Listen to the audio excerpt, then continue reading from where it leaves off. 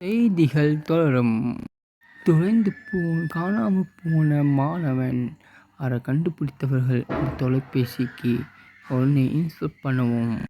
இலங்கை உள்ள அரசாங்கத்துக்கு புலிப்படை கொடுத்த எச்சரிக்கை. தமிழர்களை கொல்வதற்கு காரணமாயிருந்தவர்களை குறிவைத்து கொண்ட புலிப்படைகள் பழைய ஜனாதிபதிகளை விரட்டக் கொடுத்த புலிப்படை.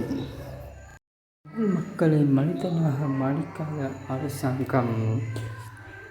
இக்கருத்தை ரணில் விக்ரமசிங்கே அவர்கள் 2003 ஆட்சிக்கு வந்த பின்பு புலிப்படை கொஞ்சம் ஓய்வு பெற்றமை. அவர்களை கட்சி விட்டு விலகிய பின்பு பழைய ஜனாதிபதி மஹிந்த இருந்த எல்லாருக்குமே விரட்டப்பட்ட புலிப்படைகள். அதனை பயந்து அவங்க பல இராணுவங்களை நிறைய செக்யூரிட்டிகளை அவங்க பக்கம் வைத்து கொண்டு இருந்தமை. இதனைத் தொடர்ந்து உள்நாட்டு மற்றும் வெளிநாட்டு செய்திகள். வெளிநாட்டிலிருந்து வரும் போதைப் பொருட்களை தடுத்து நிறுத்த இலங்கை அரசாங்கம் எடுத்த முடிவு. பாடசாலை படிக்கும் மாணவர்கள் உட்பட இளைஞர்களை பாதிக்கும் அந்த போதைப் பொருளுக்கும் 2 பேர் கைது. ஒருவர் 2 குழந்தைகளுக்கு தந்தை என்று தெரிய வந்துள்ளது.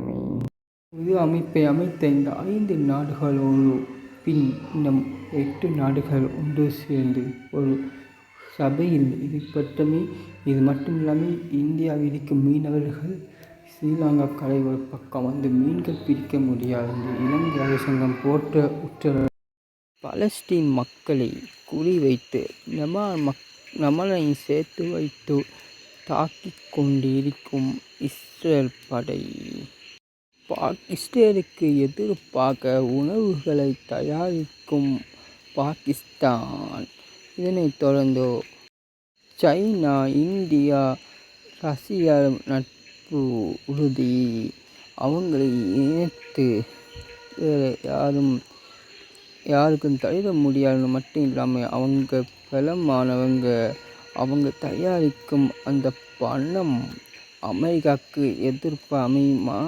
ஸ்ரீலங்கா எடுக்கும் முடிவு மற்ற நாடுகளுக்கு எதிர்ப்புகள் வாரத்துக்கு வாய்ப்புகள் உள்ளதா?